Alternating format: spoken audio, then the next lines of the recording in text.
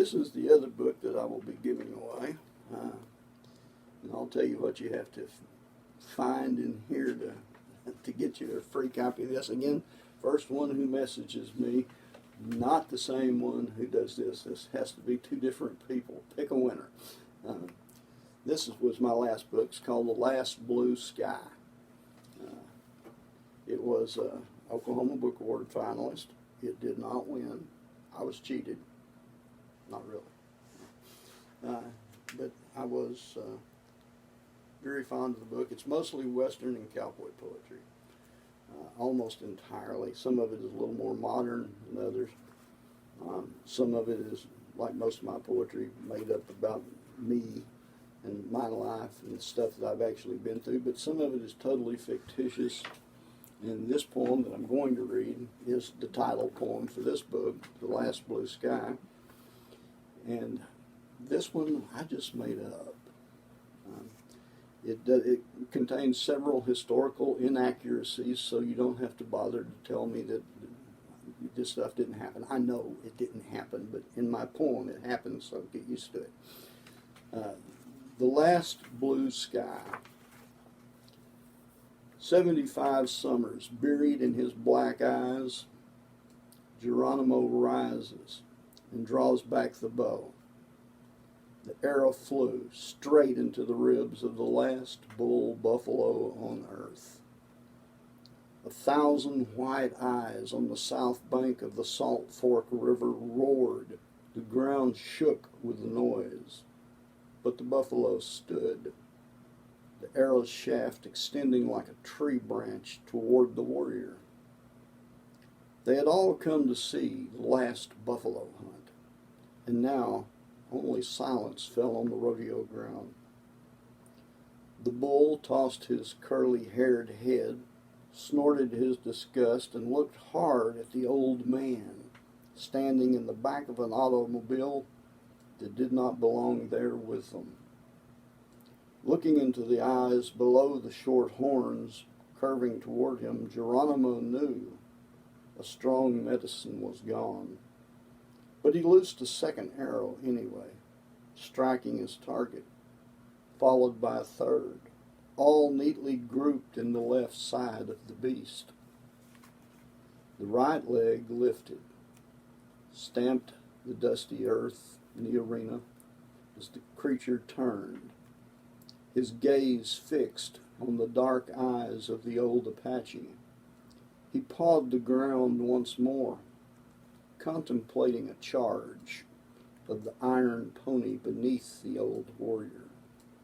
Instead, he simply sank to the dirt beneath the weight of the 20th century, and a new clamor rose again like thunder on the 101 ranch. The old man raised a sad and empty hand, a wave without affection, regretting he had no more arrows. The thought that would soon become his final words bouncing in his brain. I should have never surrendered. I should have fought until I was the last man alive. The hunt was over. The pale and rowdy crowd broke, leaving the darkness of Bill Pickett alone there in the arena with the beast slowly dying, dust stirring beneath its nostrils, blood and bones becoming earth and stones, eyes blinking in the last blue sky above before Pickett's rifle released him to run with bison herds again. Geronimo removed his eagle feathers and donned a top hat to pose for photographs. The world was rearranging, rivers were turning, grasses were leaving, the Chiricahua were fading. Only the Oklahoma sun remained, beating down on a black cowboy standing with a dead bull buffalo, 3 red arrows jutting from its side, and an antique Indian sitting in a white man's car.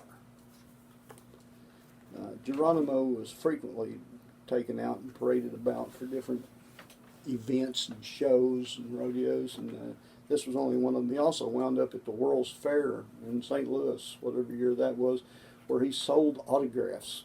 He learned how to print Geronimo, which was not his name, but he learned how to print Geronimo on photographs and sold them for 50 cents a piece, quite expensive at the time, and little bow and arrows that he had made. This is what became of the mighty and terrifying Apache warrior Geronimo. And I've read a lot of the different history, and that always struck me as interesting.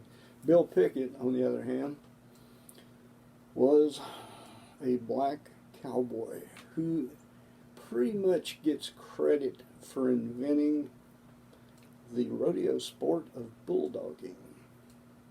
He also was on the 101. Like I said, I have no idea if he and Geronimo were ever there at the same time. I doubt that they were, highly unlikely.